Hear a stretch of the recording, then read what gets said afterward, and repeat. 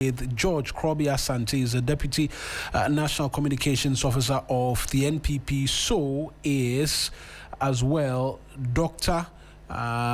Stephen Kpanti Issaka is a member of the NDC's communications team. Because we're on the NPP, we're just going to zoom in straight on them again. And I'm going to come back to you, Krobia, because you held the constituency level elections, electing constituency persons.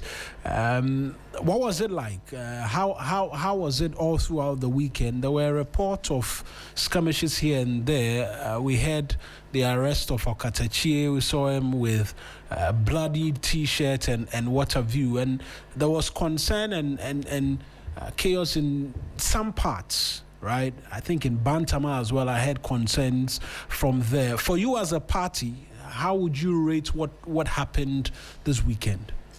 Okay, thank you, Eric. First of all, on behalf of the leadership of our party, especially on behalf of Dr. Alhaji Mahmoud Bawumia, let me extend a big congratulations to all the newly elected constituency executives of our dear party. And I want to encourage them and appeal to them to serve well. That not being said, let me also take the opportunity to wish those that did not succeed better luck next time. In fact, I can understand the passion in them and their dedication towards our party. But this may not be their time, and that is not the end of the journey. They should continue to support the party, support those that won the elections, so that together we'll be able to build the party and bring back the party to government to help develop this country. And let me be biased here. You know, as the Director of Communications for Honorable Boakye campaign, I will not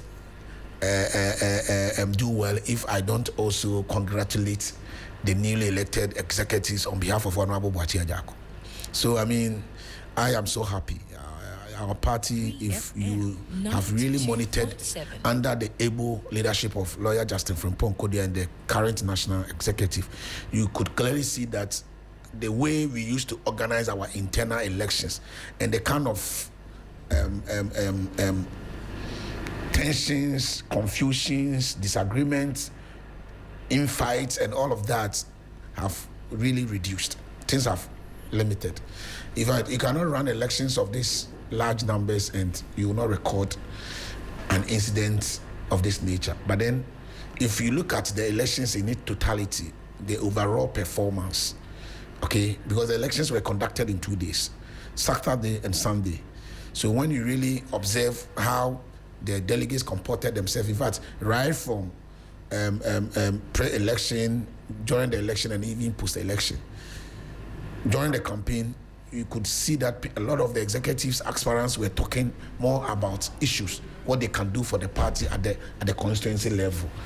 And on the day of the elections, yes, of course, there were some pocket of cases or isolated incidents that happened. You made reference to what happened at Bantama and perhaps what happened at Afija East, that is Okatachi's place. In Afija East, my understanding is that there was a court injunction. In fact, that was what was alleged, and that according to the account given by Okatachi, he was going to submit the court injunction, and I mean it turned out to be something different. I condemn that in all uncertain terms. That shouldn't have happened in the first place.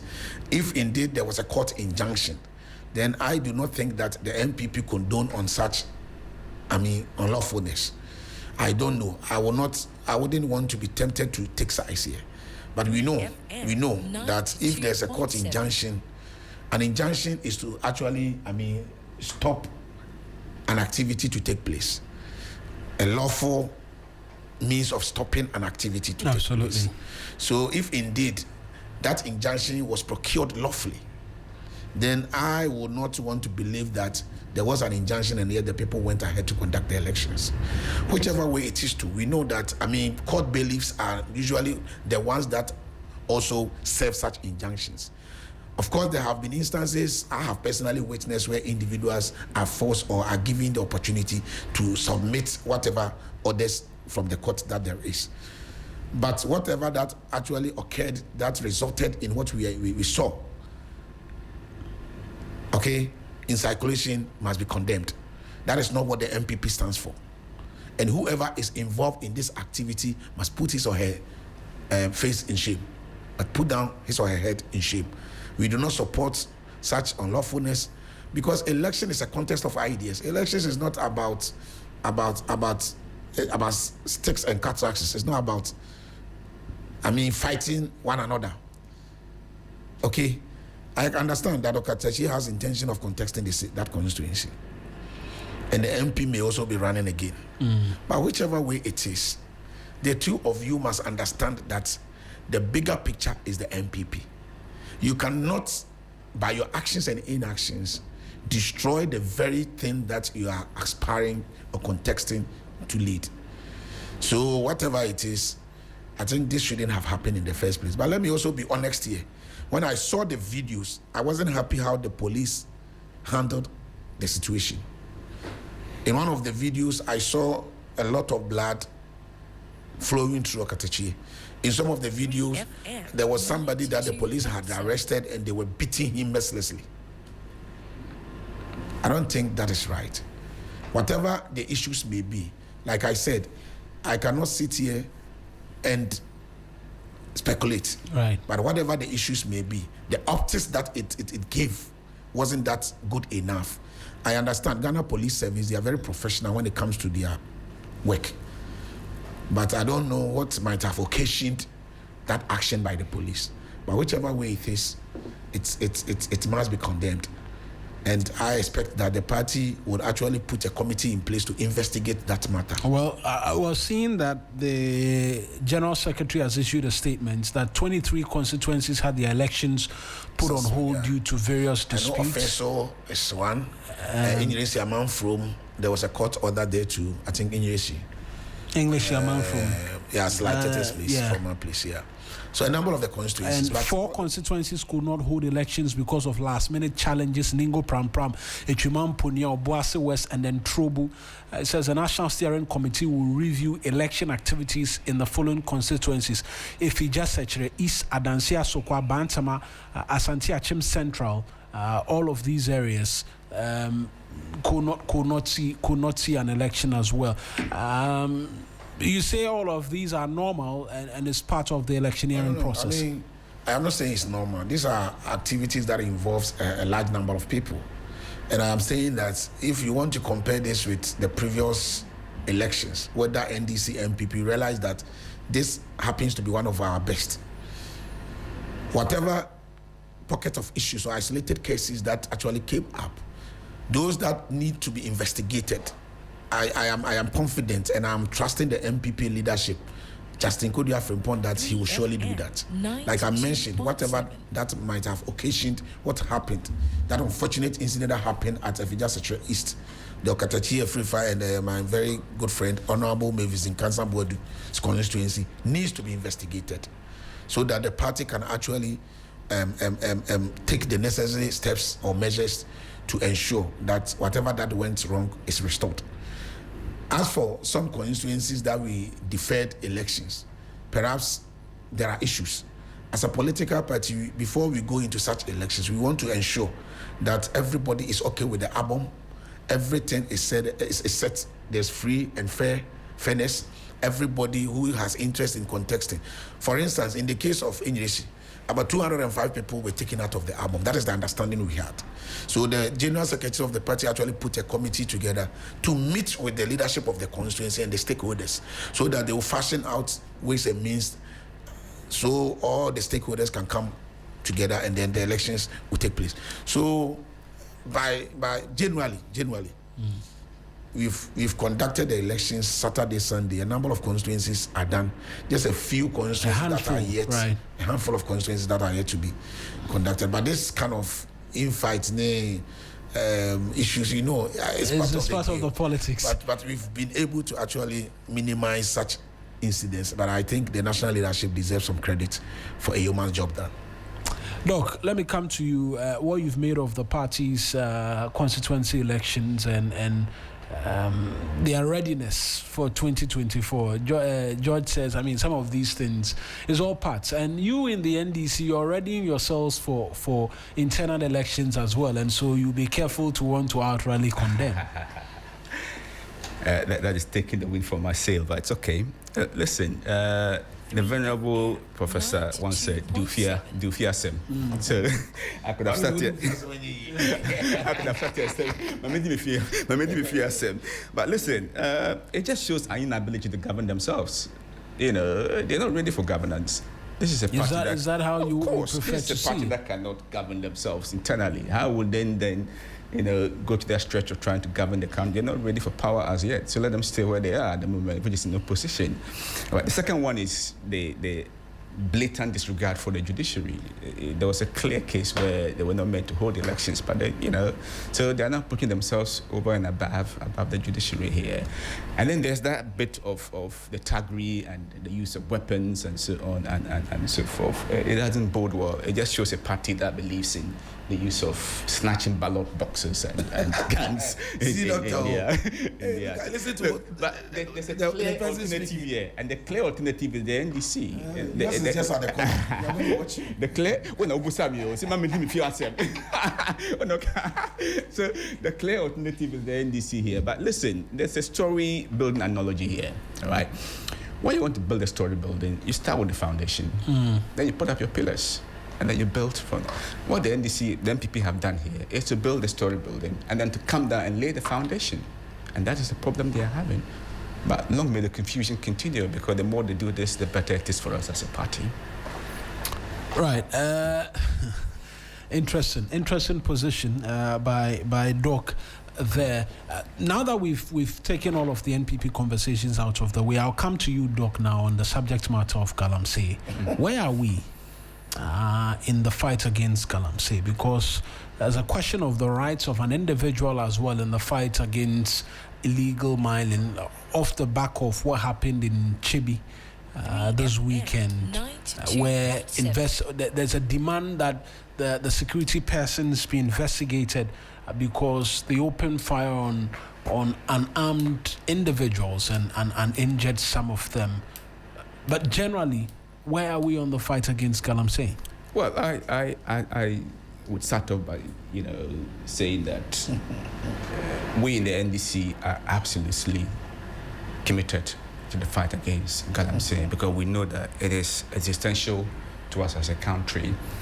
The first thing we did was to repeal LI 2462, which legalized mining in our forest and destroyed and derailed, decades of ecological growth and success. And we all know what that did to we have repealed that, we've claimed forests back, parts of forest back. And so we are absolutely committed. That's the first thing we have done. Second thing we have done is to seek to actually even prosecute our own, get our own investigated. In the case of Galamsey, when issues of Galamsey came up, we are aware that His Excellency the President referred some of his, high-ranking officials to be investigated. So let it not be said that we as a party. But we haven't heard anything from that investigation. It's almost a year. It means it hasn't. It's a year. It means it hasn't ended. It's a year since that investigation was handed over to EOCO. 1 year on, there's been no updates. Nothing whatsoever.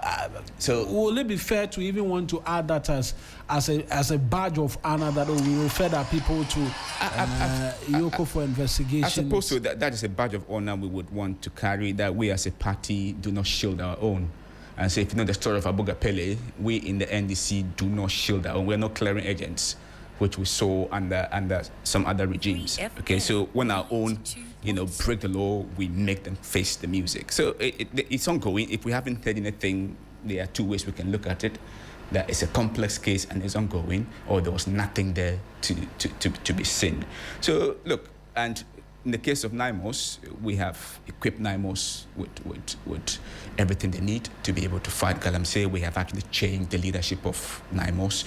That is not to say that the previous leader wasn't doing well. Sometimes when you change leaders and you shift and you move, that is why senior managers would often change, CEOs will often change their senior managers just to bring a bit more drive into whatever they are doing. So look, we are absolutely committed to the fight against Galamsey. We have shown that by the repeal of the law. We have shown that by going after our own, along with the days where, regional chairman came onto platforms and showed and this, recklessly showed how much money they had made and so on from gold and so on. We haven't done that, and we don't do that as a party. In the case of that particular incident in Chebi, my checks indicate that NIMOS were going to an illegal site, and they were accosted by the locals in Chebi Zongo who had put up a roadblock. And when NIMOS tried to remove the roadblocks, people came from everywhere with cudgels and guns and so on and so forth. And I think a confrontation ensued, and that then led to a shot being fired. I'm sure that is actively being investigated at the moment, and I'm sure at the right time we would know exactly what happened. But listen, I think we have made some success. Water turbidity has improved as we have. In which areas? Well, if you listen to the EPA recently, I wouldn't be able to mention, but if you look at the EPA reports recently and the EPA boss recently, it is a case that water turbidity has improved generally. And so, listen, we are absolutely committed to this fight. Are we where we want to be in the fight against Galamsey? We are not there yet, but are we where we were under the NPP? Absolutely not. George, fight against Galamsey. Eric, you see, sometimes I cannot blame doctor, but when I listen to him speak, clearly he's insulting Ghanaians. No, he's insulting us. But you see, there's maybe George wants to insult Ghanaians, so you better tell them you're insulting them, because I haven't insulted Ghanaians. Government, there's some mystery in government. I don't know for whatever reason. You've been there before. Yes, I don't know for whatever reason. The moment you are in government, you don't. I said you think differently. And you look yourself as if you are all knowledgeable, and the rest of the people living in the country are naive, they are innocent, they are ignorant of whatever is happening. I come from a mining area, and today I can tell you on authority that the NDC party officials are the ones spearheading the Galamsey. This is on George, public evidence. Erastus You're a lawyer, George. Give us evidence. It's Erastus. Evidence. The Joy journalist who is actually doing so well when it comes to matters of Galamsey has made mention of this several times. There is this young Rasta man yesterday. I watched a video on Snapchat, his video, where he was challenging the Ashanti regional minister, the Ahafuano South, either is one of the Ahafuano Souths. And maybe you might have seen that video, where he was making allegation that the DCE himself and the MP, they have connived and they are actually emboldening the Galamseyers, taking monies from them. These videos are all out there. They are all out there. Sam George said that fighting Galamsey is a matter of political will, and that if the NDC should be given power within the first 3 months of their term in office, they will end Galamsey. My brother, I am surprised to hear my good brother here saying that EPA report suggests that the turbidity level of our water has improved. Now EPA is the one that determines turbidity levels of our water. That's a joke. That's funny. That's funny. In fact, our water bodies are suffering from the activities of these Galamseys. And now Gold Board, I don't know whether because of the introduction of Gold Board, it appears that the issue of Galamsey, the government now is no longer interested in the issue of Galamsey. Eric, you are a journalist. You have been in this business for years. The issue of Galamsey, is this president, John Dramani Mahama, demonstrated enough commitment, showcased enough preparedness, political will that he wants to end Galamsey? Let's be honest. This is a legitimate question begging for an answer. You don't see it from the president. Has the president demonstrated by action or conduct that this is the president, this is the government that really wants to end Galamsey? Today, Galamsey, no government officials is alleged they are the ones fronting it. They are the ones, as alleged, fronting is. And there are a number of videos on social media. I know you might have come across a lot of them, where people living in the communities. Let me tell you, those doing this galamsey, they are not doing this galamsey in the space. The activities of the galamsey are happening within communities. And the people living in the communities knows the people that are involved in galamsey. So we can sit in 3FM, shape or give the narrative we want, make people or convince ourselves that, oh, we can just use words to persuade these people. The people of Ghana, the Ghanaian you know yesterday is not the same today. Now the Ghanaian today is highly sophisticated. Now because of this, the large numbers of radios and the presence of social media, people do no longer struggle to find information. My mother in Equiase can just pick her phone and watch a lot of videos, get to know whatever is happening around the country. So we should not, as politicians, assume that we can just find a way, do propaganda around this sensitive matter, and then the people will not take us on, or the people will not hold us accountable. Trust me, under the NDC, galamsey is now worse. Galamsey is worse. The president, the government of the day, they are not interested in fighting galamsey. Sam George used galamsey to secure his position as communications minister. After securing his position, he does no longer care about the environment, how they are destroying the environment, how they are destroying our water bodies, how they are destroying our forest. Because he did propaganda. All he wanted was political power. Now he has gotten political power to enrich himself, and he doesn't care about the ordinary Ghanaian who cannot find potable water to drink. That ordinary Ghanaian whose land and forest, whose heritage is being destroyed by this administration. They don't care because they have political power. But they forget to appreciate that the clock keep tickling. They were given a 4-year mandate, not too soon. 2 years will go, then they will be remained with 2 years. When the day of accountability comes, Ghanaians will surely pass judgment on them. And let me tell you one thing, Eric. Now, the Ghanaian that you know that used to talk plenty, these days Ghanaian people don't want to talk. When they will just watch you, keep doing what you think you like. When the day of accountability comes, they will go to the polls and pass judgment on you. The NDC overestimate themselves and they make it look like they are the most popular party. President Mahama is the most popular president you've ever had. No, it is not true. No president in Ghana has ever won elections with 6.7 million votes except Akufo-Addo. Nobody with 6.7 million. The President Mahama votes he got in 2024 elections, that they think because of that Ghana is for him, he got less than 6.3. He got just a little above 6.3 million. He did not even obtain 6.4 million votes. Akufo-Addo won elections 2016 with 6.7 million votes. That is popular votes. So the NDC must stop overestimating their strength and making it look like Ghana is for them. Ghana is never for them. You only had favor. You only had favor. The Ghanaian voters considered you based on the lofty promises you gave them. And none of these promises you've been able to achieve. None of these promises you've been able to achieve. So, we will not talk. It is not for me to even come and be reminding them of their mistakes. They should keep assuming that Ghanaians are fools. They should keep assuming that they are more intelligent than everybody in this country. They should keep tickling themselves and be laughing. When the day of accountability comes, surely the good people of this country will pass judgment on them. Look, I see you've been jotting a few things down. How would you want to respond to some of the things that have been said about your government? My brother mentioned the discerning Ghanaian. Ghanaians are very discerning, and because Ghanaians are discerning, that is why the NPP is nowhere near coming back to power, because they are discerning. There's a clear choice here between those who think Ghana belongs to them and those who are fighting for the Ghanaian. The choice is obviously clear. It is the NDC, not the NPP. It is the NPP who will have a former finance minister who will not come back to face accountability. Those are the people who think Ghana belongs to them, not us. 3FM. Right.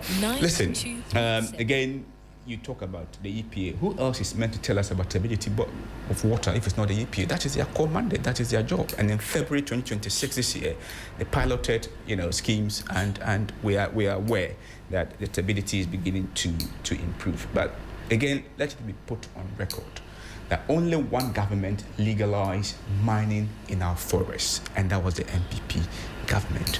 We in the NDC haven't done that. On the contrary, we have reversed it. And I can tell you that if any government is committed to fighting galamsey, it is the NDC, and we are doing it. We mentioned Sam George. Yes, Sam George is not the Minister of the Environment. He's got a core mandate he's pursuing, and he's doing absolutely brilliantly as a Minister of Communication. The one who has responsibility for it is doing it, and we are fighting galamsey. Let it be placed on record that the descending Ghanaian knows what the exchange rate is today. The descending Ghanaian knows what food inflation is today. The descending Ghanaian knows what it is to borrow money from the bank today. The descending Ghanaian knows that import duties, I'm not saying duties, import taxes are low because of the fact that they see the dollar ratio. So the descending Ghanaian knows which party is for them, and it is the NDC. While at that, would you agree with anybody who says that, yes, the descending Ghanaian will know, but on the subject matter of the environment and what ought to be seen, we've debated a state of emergency for a very long time. The president has parried all of that, but we ought to see a bit more, in sincere honesty, a bit more in terms of winning the fight against illegal mining. I think every Ghanaian would tell us the fight against galamsey is existential, and unless we as Ghanaians can end it and nib it in the bud, our future will be compromised. The future of our children, in particular, and our grandchildren. And so, do we want a bit more in this fight? Absolutely. Is it the state of emergency that will solve it? I don't know that. All right, but I think that yes. Can we do a bit more? Of course, absolutely, a bit more. The NIMOS leadership was changed, by the way. The NIMOS leadership has been changed. And that is one action we took. I think that sort of referenced that. So that is one way we are saying that actually we are committed to this fight and we want to win this fight. Right, you're still with us here on the 3FM Sunrise. Well, some 18 minutes to the top of the hour. I see that my colleague Christian Yale is in and around the EOCO head office where the NPP say they'll be going to a lot later this morning to demand the release of Miracles Aboagye. I will connect with him as and when. But for now, we're in studio and we're talking galamsey, amongst many other things. And we're asking the question if enough is being done from your perspective as a Ghanaian to see that, in fact, the fight is being won. But a few of you have sent messages. Prince Sefa says, good morning and good work, Krobia. NPP has the men indeed. Masawood Kumasi Bantama says, I will urge all delegates, supporters and aspirants to conduct themselves with utmost maturity, discipline and respect before, during and after the election. I will also appeal to party members to avoid factionalism, bitterness and division while keeping the focus on winning the 2028 general election. A few of the messages which have been coming through as we've been talking through a number of the conversations here. Robbie, I'll just come to you again. Right, on this galamsey fight, because we saw your people in office and the concern was that you didn't do a good enough job until you were voted out. And so if you're criticizing today, it should be a matter of solutions because it's proven to be a difficult subject for both parties to handle. Is it not time for both parties to say that, look, on both sides, our persons are complicit. Let's find a way to end this existential threat instead of going around and say, oh, these people are clueless, they are not doing enough to fight galamsey and all of that. Eric, you and I would agree that the issue of galamsey has been with us as a society since the days of Adams, like President Kufuor said. At no given time did galamsey gain such momentum, such attention, became a topical issue in our Ghanaian society. It was under your government. Than when Akufo-Addo became president. And for that matter, if for nothing at all, Akufo-Addo deserves to be commended highly for making Galamsey a subject for political conversation. It is under the Akufo-Addo's regime that Galamsey became topical. And of course, that was the first time we had a certain president who made such a bold and emphatic statement that even if it is going to cost my presidency, I am prepared to put my presidency in the line to ensure that our heritage, our forest, our land, our water bodies are protected. And Akufo-Addo deserves to be commended. And Eric, you agree with me on that? He put his presidency on the line. When Akufo-Addo waged that war against Galamsey, I commend the media. The media came on board. The civil society organizations came on board. All other right-thinking people in our Ghanaian society came on board, except that time the NDC when they were in opposition. They didn't come on board to help you fight Galamsey? Let me give you the narration. What was the position of the NDC at that time? We got the like of Tony Obin, who was then the former Chief Executive Officer of Minerals Commission. We got the likes of my very good friend Kwaku Buahen. That time he was their Deputy Communications Director Officer, a former Ashanti Regional Youth Organizer. We got the likes of Sami Jeffy. That time he was the NDC Communications Officer, and even President Mahama himself as opposition leader, who were moving from Galamsey side, as Edwin Ketia involved, moving from one Galamsey side to the other, encouraging the Galamsey, emboldening them, giving them some promises that even if you might have committed offense, environmental offense, and you are apprehended, when the NDC comes, we are going to release you. Nobody can stop you from doing Galamsey. Should you even decide to do Galamsey in your own home, we will allow you to do that. The NDC clearly undermined the effort of government of the day. Perhaps if they had supported the call, the story would have been different. Do you agree with me, Eric?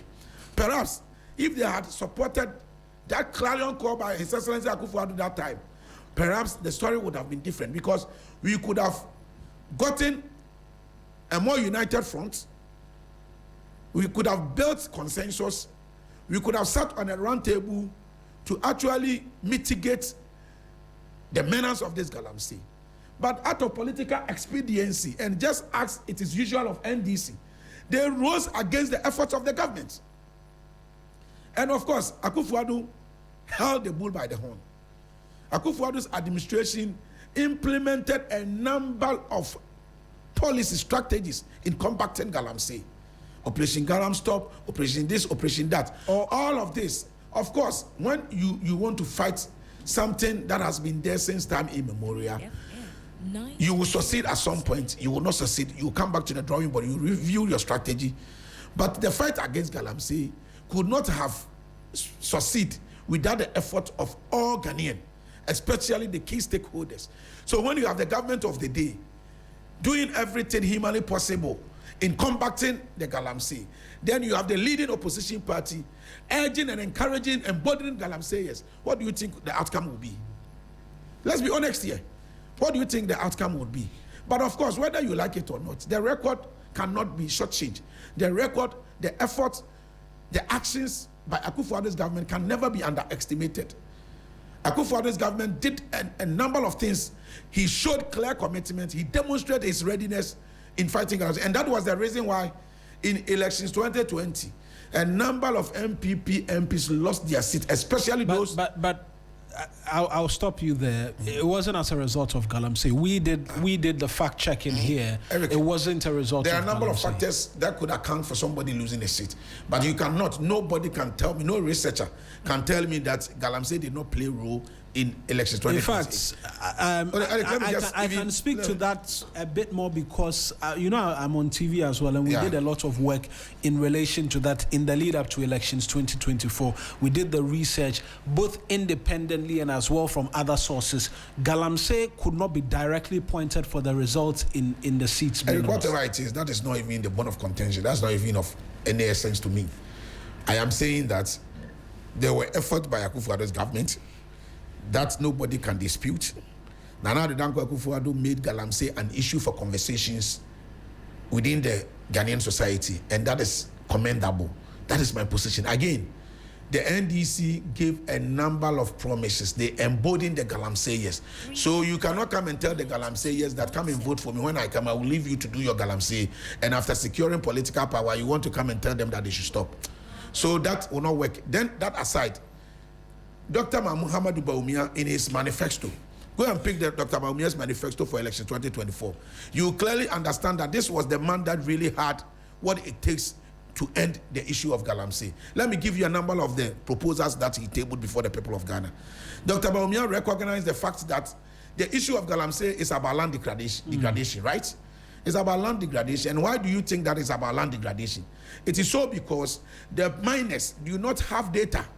They do not have information. So, Eric, somebody who wants to come and mine within the precinct of TV3 or Media General, because he does not have data, he does not even know where exactly the minerals are.